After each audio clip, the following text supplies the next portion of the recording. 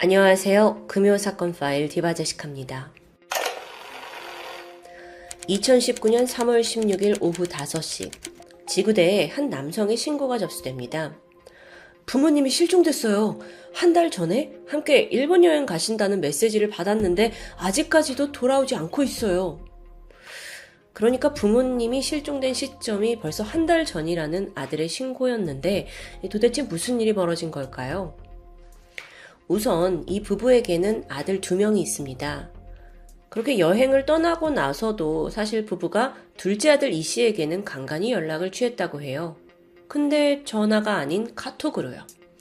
그래서 아들이 좀 이상하다 싶어서 몇 번이고 직접 통화를 시도했죠. 하지만 그때마다 어머니는 여기에 지금 내가 전화를 못 받는다, 다른 데 있다 하면서 전화를 핑계를 대고 받지 않아요. 시간이 좀 더 흘렀고 아니 이건 좀 아니지 않나 싶어서 아들이 결국 경기도 안양에 있는 부모님 아파트를 직접 찾아가게 됩니다. 근데 여기서도 수상한 정황이 포착됐죠. 띠띠띠띠 아무리 도어락 비밀번호를 눌러도 열리지 않는 겁니다. 그제야 아들이 깨달아요. 이거 비번 바뀌었는데? 아니 근데 갑자기 본가의 집 비밀번호 바꾸고 이걸 아들한테까지 얘기를 안 해줄 부모님이 아니거든요. 확실히 수상해요. 그래서 아들이 바로 경찰에 신고를 한 거고요. 곧이어 119 구조대가 이 실종 부부의 아파트에 도착합니다. 그리고 나서 현관문 강제로 개방했고 집 안으로 들어섰죠. 첫눈에 특별한 흔적을 찾진 못했습니다. 모든 게 제자리에 잘 정돈돼 있었어요. 근데 딱 한 가지, 고약한 냄새가 코를 찔렀죠. 집안 곳곳을 수색한 결과 이 집 작은 방의 붙박이장 안에서 참혹한 광경이 목격됩니다. 여러 겹의 이불로 말려있는 어머니 A씨의 시신이었습니다. 이 시신이 손과 발을 포함해서 온 몸이 나일론 끈으로 결박되어 있었습니다. 또 눈과 입 역시 청테이프로 감겨 있었고요. 게다가 얼굴에는 검정 비닐봉지가 씌워져 있고 또 피해자 양손에는 수갑까지 채워져 있더라고요. 이 시신은 어느 정도 부패가 진행되어 있었습니다. 얼굴에 우열도 발견이 되었는데 다소 이상한 점이 하나 있어요. 바로 어머니 A씨의 하반신에 상처가 보였는데 허벅지와 다리에 칼로 찔려있는 자창이 유독 많은 겁니다. 아니 특히나 발목에 있는 아킬레스건까지 손상이 되어 있어요. 이게 좀 주목할 부분이었죠. 왜 그러냐면요. 보통 아킬레스건 손상은 생명과는 직접적인 연관이 없습니다.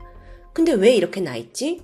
이건 일부러 피해자에게 어떤 고통을 주기 위한 행위였다고 판단될 수 있어요. 즉 A씨는 사망 직전까지 거의 고문에 가까운 끔찍한 고통을 겪었던 것으로 추정됐죠. 그렇다면 이건 단순한 강도 사건이라기보다 원한 관계에 있는 면식범에 의해 벌어질 가능성이 더 크게 보입니다. 자택에서 이렇게 어머니 시신을 찾았지만 아직 아버지의 행적은 오리무중입니다. 부부가 같이 변을 당했을 수도 있는데 집에 없는 거예요. 그런데 수사를 지속하던 도중 경찰이 둘째 아들 이 씨에게서 아주 중요한 정보를 듣게 되죠. 이 씨의 형, 그러니까 부부의 첫째 아들의 정체였는데요. 그는 바로 청담동 주식부자로 알려진 이희진 씨였습니다. 주식으로 큰 돈을 벌어들여서 유명세를 떨쳤다가 알고 보니까 200억 가까운 투자 사기를 친 혐의가 발각됐죠. 그 혐의 인정돼서 실제로 사건 당시 구치소에 수감 중이었고요. 그렇다면 경찰은 이 사건이 왠지 금전 문제와 연관이 있을 거라고 바로 짐작하게 됩니다. 또 이렇게 추정을 한 데는 또 정황이 있었는데요. 공교롭게도 이 씨의 부모님이 실종된 시기에 어머니가 5억 원가량 되는 큰 돈을 건네받은 게 확인된 거예요. 이게 아들 이희진이 자기가 가지고 있던 외제 차량을 처분해서 그 돈의 일부를 어머니에게 이제 넘기면서 어머니가 받게 된 돈이었죠. 어머니한테 5억이 있었다는 건 범인이 이 돈을 노린 게 아닐까라고 생각이 들 수 있습니다. 그게 맞다면 범인은 이 집안의 금전 사정을 아주 잘 아는 사람 중 한 명일 거고요. 경찰은 현장을 중심으로 대대적인 감식에 들어갑니다. 루미놀 혈액 반응을 했는데 거실, 안방, 화장실을 포함한 집안 곳곳에서 어머니의 혈흔이 나옵니다. 자, 그럼 범행이 벌어진 곳은 바로 이 아파트 내부라는 거예요. 그래서 경찰이 즉각 CCTV 입수해서 분석에 돌입했죠. 2월 25일 오후 4시쯤이었는데 이 씨의 부모가 현금 5억 원이 든 돈가방을 들고 집으로 돌아오는 모습이 포착됐습니다. 이 이후로 피해자들은 CCTV에 나오지 않아요.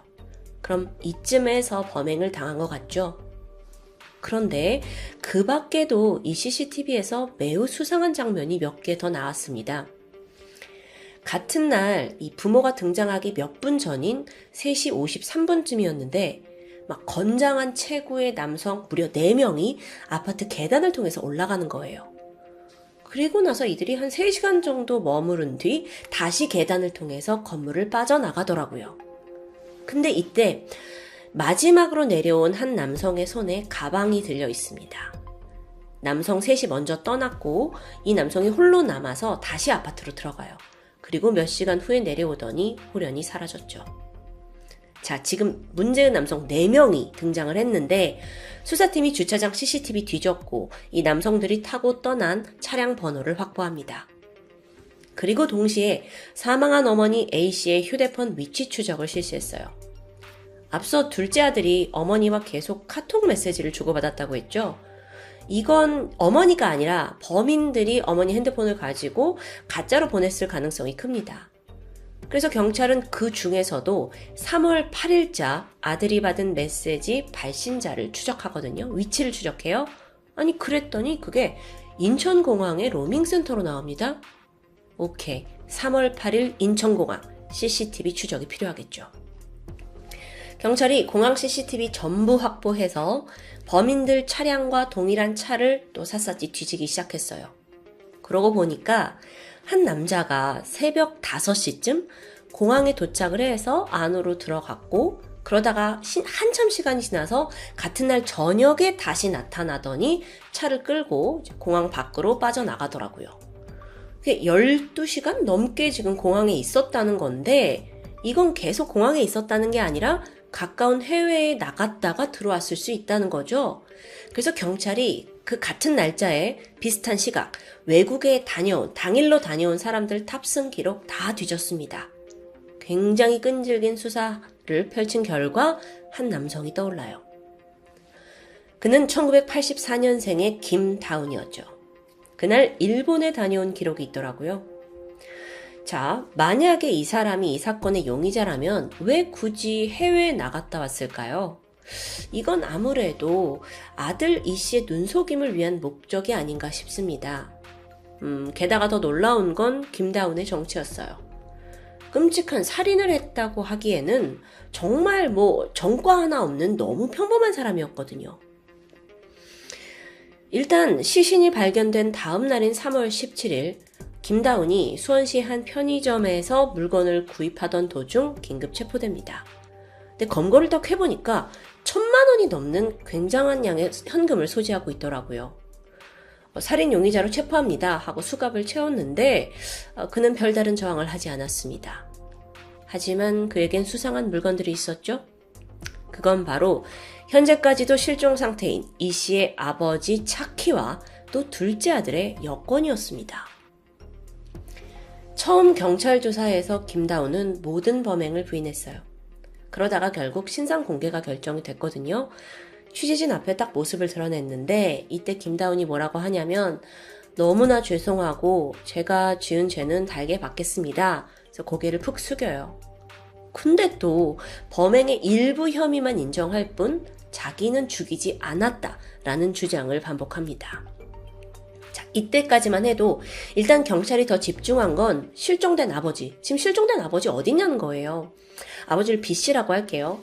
수사팀이 계속 캐물었죠. 그러자 김다운은 평택에 있는 한 창고에 B씨의 시신을 유기했다고 자백하게 돼요. 경찰이 달려가 봤더니 그 창고 안에 양문형 냉장고 안에서 B씨의 시신이 발견됩니다. 그 역시 어머니와 마찬가지로 아킬레스 부위가 심하게 훼손된 상태였습니다. 국과수 부검 결과 이들 부부의 사이는 질식사였습니다. 그러니까 이걸 해석해보면 살아있는 상태에서 허벅지, 다리 수차례 찔리고 아킬레스 부위까지 손상될 만큼 고문을 당한 거예요.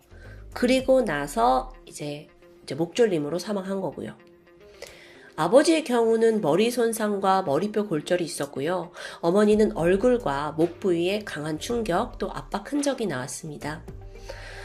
일부에서는요, 부부의 안구가 적출되었다, 혀도 절단되었다, 이런 잔혹한 보도가 있었지만 이건 정확한 정보는 아니라고 합니다. 범인 김다우는 B 씨의 시신을 이삿짐인 것처럼 위장을 해서 이 집 밖으로 꺼내기 위해 냉장고 안에 넣어서 이삿짐 센터 불러서 옮겼다는 걸 자백합니다. 근데 살인만큼은 자기가 저지른 게 아니라는 거예요. 그건 그 나머지 주범 3명이 한 거라는 거죠. 자긴 그저 시신을 처리하고 뒷수습만 했다는 건데요. 자, 그 나머지 3명의 남성, 그들은 중국 국적의 조선족이었습니다. CCTV에 찍힌 그날 택시 타고 공항으로 이동을 했고 바로 중국에 있는 칭다오로 도주한 사실이 확인됐죠. 경찰 바로 인터폴에 수배 때렸어요. 자, 그럼 지금 진실을 알고 있는 건 어쨌든 김다운이에요. 한국에 있는 것도 김다운이고. 근데 조사를 하면 할수록 그가 말하는 주장들이 앞뒤가 맞지 않습니다. 그러니까 자기는 거의 심부름꾼이었다 라고 계속 말을 하는데 아니, 당신이 범행을 계획했잖아 라는 정황은 곳곳에서 포착이 됐거든요. 자, 이쯤에서 김다운이 도대체 피해자들과 어떤 접점이 있었는지 궁금해집니다. 먼저 김다운은 미국에서 유학을 하고 돌아온 이력이 있더라고요. 이때 여러 사업을 기획을 했지만 계속 실패했죠. 또 그 와중에 아내와 이혼까지 하면서 경제적인 빈곤에 시달렸고요. 결국 김다운은 빈털터리인 채 한국에 귀국합니다. 근데 이때 우연한 계기로 이희진의 아버지 B 씨를 소개받아요. 당시 이희진은 청담동 주식부자다 이런 유명세를 떨치던 때잖아요. 자, 그렇다면 혹시 이희진이 이제 200억 사기 혐의 이게 나오면서 거기에 이 사람이 손해를 보고 뭔가 보복 범죄를 저지른 건 아닐까라고 생각할 수 있죠? 네, 아니었습니다. 소름 돋게도 김다운의 범행은 이미 사건 1년 전부터 철저하게 계획되어 있었어요. 김다운이 아마도 이희진의 부모를 애초부터 접촉을 한 게 이희진의 부모였기 때문이었을 수도 있습니다. 청담동 주식부자가 아들이래. 아, 그래? 그럼 부모도 분명 현금 꽤 가진 게 있을 텐데 확신을 했어요. 그래서 친분을 이어오다가 2018년 3월 무렵부터는 아예 이희진의 부모님이 사는 아파트에 침입을 해서 동영상 촬영을 하기까지 합니다. 또 드론까지 띄워서 부부의 행적을 추적해 왔다고 해요. 심지어 이 아버지 B 씨의 차량에다가 위치 추적기까지 부착했고요. 대단하죠. 그렇게 약 1년 정도가 지난 2019년 2월 16일 김다운은 드디어 범행을 결심했고 근데 이게 혼자서는 좀 힘들다고 판단을 했어요. 그래서 경호원을 모집한다는 공고를 냈고 거기서 조선족 3명을 고용합니다. 구체적인 살인 계획을 세우기 시작했죠. 부부를 해칠 흉기, 또 범행 흔적을 지울 표백제, 결방용품까지 다 준비해뒀습니다. 그러다 사건 당일인 2월 25일 이 4사람이 김다운의 차를 타고 이희진 부모의 집으로 향합니다. 먼저 아파트 건물에 잠입을 해서 부부가 돌아오기를 기다렸어요. 그러다 오후 4시에 부부가 집에 돌아왔죠. 그러자 바로 실행에 옮깁니다. 띵동, 경찰입니다 하고 경찰을 사칭해서 이 집 안에 침입을 해요. 그리고 이 부부는 무슨 일인가 싶어서 문을 열었고요. 그렇게 안으로 들어가자마자 조선족들이 먼저 부부를 결박해서 각자의 방에 분리해 넣습니다. 이후에 돈이 될 만한 게 뭐가 있느냐 정보를 캐묻기 시작했죠. 안 되니까 잔혹한 고문을 했고요. 그러다 부부를 끝내 살해한 겁니다. 근데 보니까 웬 떡이에요? 마침 부부가 이날 5억 원이 든 현금 가방을 가지고 집에 들어온 날이잖아요. 몇 분 전에 이걸 가지고 들어온 거예요. 너무 신이 나서 이 5억 원 일단 챙겼어요. 그리고 집 뒤져가지고 그 외에 현금과 귀중품도 챙겼죠. 범행 다 끝내고 김다운은 먼저 공범 셋을 현장에서 내보냈습니다. 그리고 자기는 다시 돌아와서 어머니 A씨의 시신은 장롱에 숨기고 B씨의 시신은 냉장고에 넣었어요. 계속 여기다 두면 안 될 거라고 생각했는지 다음날 이삿짐을 불러가지고 그 미리 임대해놓은 평택의 한 창고에다가 시신이 든 냉장고를 옮기게 됩니다. 근데 범행이 이게 끝이 아니에요. 부부에게서 그 뺏어온 5억 원이 든 현금 가방을 신나서 열어보는데 어라, 이 안에 서류 한 장이 발견됩니다. 그건 바로 고가의 자동차 매매 증서였어요. 이걸 딱 봤더니 이거 5억 원 말고도 더 있겠는데? 그럼 누구한테 돈이 있을까? 지금 부부는 죽었고 큰아들은 구치소에 있고 둘째 아들이구나.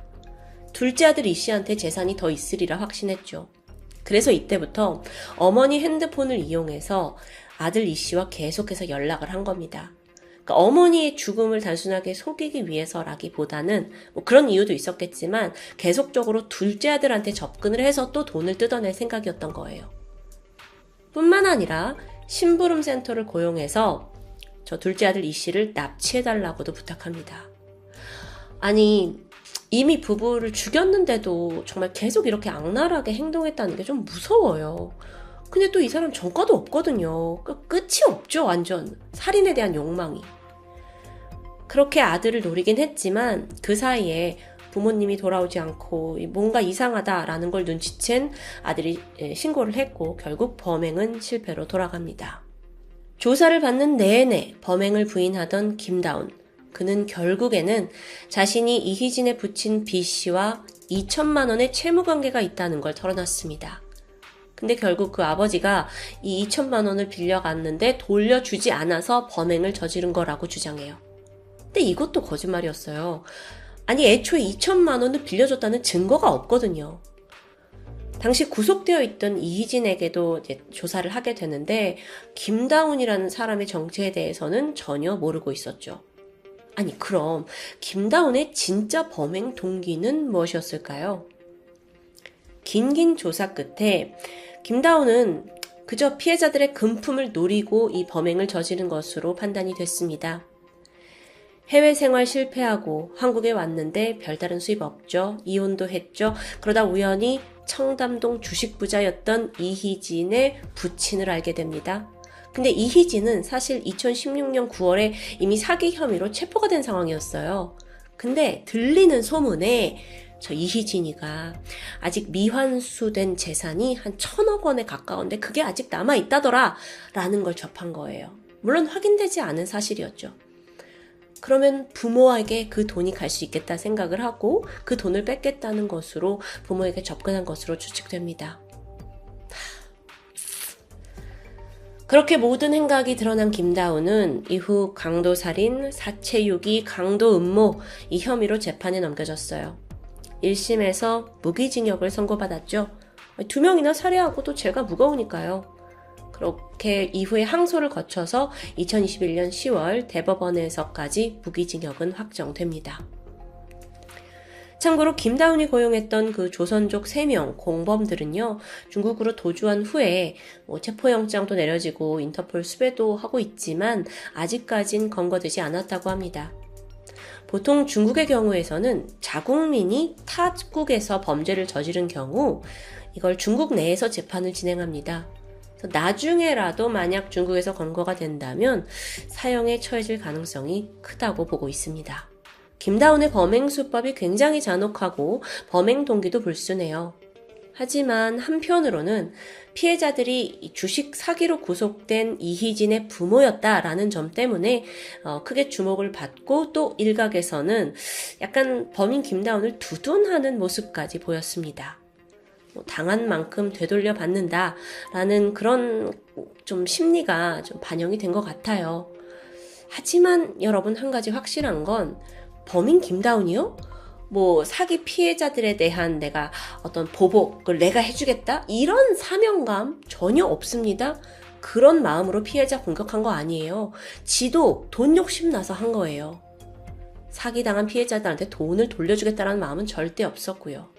이건 확실히 해야 되는 부분이겠죠. 마지막으로 이런 와중에 어이없는 소식도 최근 전해졌습니다. 자신의 부모님이 끔찍한 살인사건의 피해자가 되었는데 지난 2023년 이 이희진 형제가 또다시 900억 원에 달하는 코인 사기 혐의로 기소되었다는 이야기입니다. 뭔가 그들의 버릇이 계속되고 있는 듯한 느낌이 좀 들죠. 오직 돈이라는 물질과 이 허황된 욕망을 쫓다가 무너져버린 가족 그리고 사람들. 어쩌면 이 사건은 황금 만능주의의 폐해를 여실히 보여주고 있는 건 아닌가라는 생각이 듭니다. 지금까지 금요사건 파일 디바제시카였습니다. 안녕하세요. 토요미스테리 디바제시카입니다.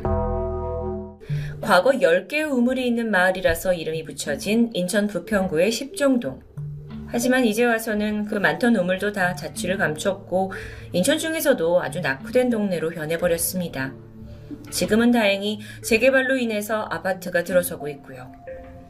이 십정동에 빽빽하게 다세대 주택들이 밀집되어 있던 지난 2006년 11월 15일. 이 건물들 중에 2층 주택에 1층에 새들어 살면서 건축업을 하고 있던 49살의 A씨는 새벽 3시가 돼서야 잠이 들었습니다. 그런데 얼마 후 2층, 그러니까 집주인이 살고 있는 집에서 전화벨 소리와 함께 우당탕탕 거리는 시끄러운 소리가 들렸죠. 뭔가 심상치 않게 들렸는데요. A씨는 마침 같은 건물 옆집에 살고 있던 매형에게 전화를 걸었지만 그는 받지 않았고 혼자 올라가 볼까 생각했지만 좀 두려웠기 때문에 결국 다시 잠을 청합니다. 다음 날은 수능이 있던 11월 16일 아침. 잠에서 깬 A씨가 새벽에 들은 소리가 여전히 마음에 걸렸고 결국 오전 8시쯤 매형에게 연락을 해서 함께 2층으로 올라가 보게 되는데요. 입구에서부터 어딘가 석연치 않았습니다. 현관문이 2-3cm 정도 열려 있어서 두 사람이 계세요 하면서 안을 들어가 보는데요. 눈앞에 펼쳐진 건 피가 흥건한 거실과 그곳에 쓰러져 있는 집주인 부부였습니다. 이미 사망한 상태였죠. 현장에 출동한 경찰은 범인을 찾기 위해 십정치안센터에 특별수사본부를 설치합니다. 형사과장을 비롯해서 강력계 형사 60여 명이 투입됐죠. 경찰이 이렇게 대대적으로 수사를 펼쳤던 이유는 일단 이 피해자 부부의 살해당한 모습이 너무도 심상치 않았기 때문입니다. 딱 봐도 과다출혈로 사망했을 만큼 오버킬이 벌어진 상태였죠. 사건 현장을 좀 살펴보면 방 안에 서랍이 열려 있었고요. 누군가 뒤진 흔적이겠죠. 그런데 이상한 건 집에 있던 폐물과 현금은 그대로 남아있다는 점입니다. 물론 사라진 게 있긴 해요. 부엌 천장에 있던 1억 원 정도가 든 적금 통장 4개. 그런데 범인이 비밀번호를 알지 않는 한 쉽게 돈을 인출해 갈 수 없는 통장입니다. 그걸 왜 가져갔을까부터가 의문입니다. 그렇다 보니까 이 사건을 단순 강도의 소행이라고 보기엔 좀 무리가 있었는데요. 경찰은 부부의 모든 계좌와 보험 내역을 조사했지만 이후 누군가 건드린 흔적은 없었습니다. 그래서 원한의 무게를 두고 조사를 하던 중 이 건축업을 했던 남편 김 씨의 이 사업 장부가 없어진 사실 또한 깨닫게 됩니다. 그러다 보니 그 남편과 얽혀있던 주변인들을 탐문 조사했죠. 그 와중에는 그에게 고용된 외국인 노동자들도 있었습니다. 만약 그들이 불법 체류자라면 평소 사장에 대한 원한을 품고 있었을 수도 있고 또 외국인이기 때문에 통장을 인출할 수 있다라는 걸 생각하지 못하고 가져갔을 수 있기 때문이죠. 하지만 이에 대한 용의점은 발견되지 않았습니다. 한편 사건 현장에서 2층 거실로 들어가려면 1층에 있는 공동 대문과 2층 현관문까지 최소 2개의 문을 지나야 한다는 사실. 그런데 범인은 담을 넘지 않은 듯 했고요. 현관문을 강제로 따고 온 흔적도 없습니다. 즉 그렇다면 피해자 부부가 범인에게 문을 열어줘서 들어왔다는 건데 일면식이 있는 사람으로 추정되는 부분이죠. 새벽 늦게 찾아온 범인. 그는 도대체 무엇을 원했던 걸까요? 시신 부검 결과 남편 김 씨는 목과 가슴에 8군데의 자상이 발견됐고 부인 임씨 또한 몸 전체에 37군데의 치명상을 입었습니다. 특히나 부인 임씨는 이불에 덮어 쓰여진 상태로 남편보다 더 무참한 공격을 당했다는 점이 있었는데 여기서 이상한 부분이 있죠. 이렇게까지 혹독한 공격이었다면 분명 부부가 소리를 질렀을 텐데 이들은 마치 벙어리가 된 것처럼 입을 다물고 있었다는 겁니다. 부부의 사망 추정 시각인 새벽 2시 반에서 5시까지 어떤 구조 요청이나 이상한 소리를 들었다는 사람은 아무도 없었습니다. 아랫집에 있던 A씨도 전화벨이랑 우당탕 소리만 들었을 뿐이었죠. 게다가 이 부부의 시신에는 그 흔한 방어흔이 없었습니다. 만약에 남편이나 부인 중 누군가가 먼저 흉기를 공격을 당했다면 분명 다른 한 명은 본능적으로 방어나 저항 또 소리치게 마련입니다. 모든 게 앞뒤가 맞지 않죠. 그래서 이 상황 속에서 경찰은 면식범일 범인이 최소 1명 이상일 수 있다라고 추정하게 됩니다. 그렇게 소리도 못 지를 정도로 빠르게 제압했다면 공범이 있을 가능성도 배제할 수 없었던 거죠. 사건 현장에서 발견된 중요한 증거들도 있습니다. 피 묻은 일회용 비닐 비옷, 그리고 숨진 남편 김씨가 범인이 입고 있던 비옷을 잡아당겨서 손에 움켜쥐고 있던 찢어진 조각. 그날 사건 당일은 비나 눈이 오지 않았습니다. 그래서 범인은 분명 미리 피가 튀기는 걸 막기 위해 이 비옷을 입고 온 것으로 보이죠. 그 외에 남성의 것으로 추정되는 운동화의 족적도 피가 묻은 채 찍혀 있었고요. 지문이나 머리카락 그리고 흉기는 남기지 않았는데 사실 꽤 치밀하고 대담한 범죄를 저지른 것 같은데도 왜 우비와 족적은 그대로 남겨둔 것인지가 또 사건의 의문입니다. 이후 전문가들이 현장 재구성을 통해서 범인이 노린 것은 사실 부인 임씨였을 거라고 추정합니다. 범인이 아내를 살해하고 도주하려는 순간 안방에서 자고 있던 남편이 나왔고 어쩔 수 없이 김씨도 살해했다는 거죠. 그렇다면 부인 임씨는 평소에 어떤 사람이었을까요? 주민들은 이 부부에 대해서 넉넉하진 않지만 이웃들과 잘 어울리고 법 없이도 살 착한 사람들이다 라고 말합니다. 특히나 부인 임씨는 생활력이 강했다라는 말을 남겼는데 경찰은 이 생활력이라는 부분에서 금전과 관련된 원한 관계가 있지 않은지 조사했죠.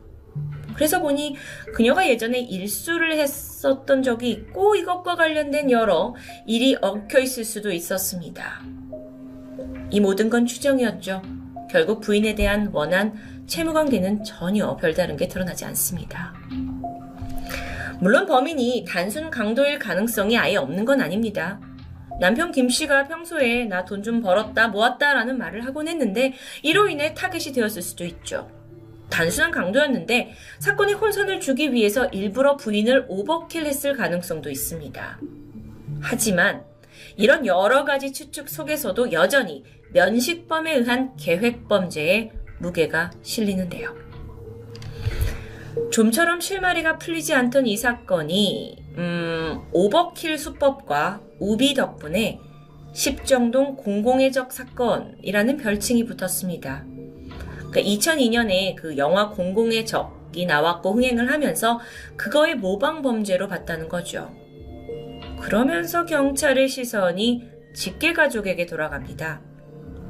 김씨 부부에게는 두 아들이 있었습니다. 당시 26살의 큰아들은 서울대 의과대학에 다니고 있었고 24살의 작은아들은 충남대 수의대에 재학 중이었죠. 두 아들 모두 독립해서 따로 살고 있었는데 부부가 자식들의 학비와 생활비를 뒷바라지하고 있었던 겁니다. 그런데 사건이 벌어진 직후 1층 세입자가 부모의 사망사고를 알리기 위해서 맏아들에게 전화를 걸었을 그 당시 그는 부평역을 지나고 있었습니다. 어라? 학교에 있어야 할 시간에 왜 집 근처 전철역에 있었던 걸까요? 당연히 의심을 살만했죠. 조사해보니 맏아들은 5천만 원 이상의 빚이 있었고요. 이걸로 인해 학업을 포기하려는 생각으로 집으로 가던 중이라고 합니다. 그럼 여기서 다시 그가 빚이 있었다는 걸 토대로 당시 경찰은 맏아들을 집중적으로 조사해요. 하지만 뚜렷한 용의점은 나오지 않았죠. 이후에 둘째 아들도 용의선상에 올랐지만 사망 시각에 알리바이가 확인됩니다. 그런데요. 그럼에도 불구하고 세간은 이 두 아들을 의심했습니다. 사건 당시 둘 다 그 영화 00의 적을 보고 나서 이 시나리오를 짤 수 있을 그럴 나이가 아니냐라는 생각들도 있었고, 집 문이 잠겨 있더라도 두 사람 다 열쇠를 갖고 있었기 때문에 침입을 하기 쉬웠을 거다라는 단순한 추측 때문이기도 했죠.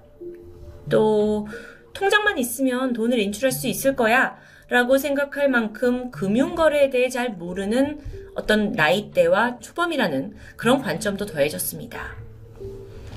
결정적으로 앞서 말씀드린 대로 부부가 이 살해를 당하는데도 불구하고 살려달라고 소리 지르지 않은 점, 방어원이 없었다라는 점이 두 아들을 향한 의혹을 더 짙게 했죠. 경찰은 사건 발생 후 약 한 달 동안 현장 주변에서 상주하다시피 하면서 수사에 매달렸습니다. 유일한 단서였던 우비. 여기는 굉장히 그 체크 무늬에 단추가 3개 달린 독특한 디자인이었는데 이게 국내에서 제조된 게 아니었어요. 그래서 처음엔 판매처를 알지 못해서 어려움을 겪었죠. 그러다 인천의 간석동 한 소매점에서 비슷한 우비가 판매됐다는 게 포착됐고 이후에 수사의 반전을 기대했지만 또다시 소득은 없었습니다. 그렇다면 그 범인의 흔적 족적. 밑창 분석했죠. 동일한 제품 찾았더니 퓨마 운동화로 특정됐지만 이것마저 수사에 도움을 주지 못합니다. 심지어 범행에 사용된 흉기는 끝끝내 발견되지도 않았고요.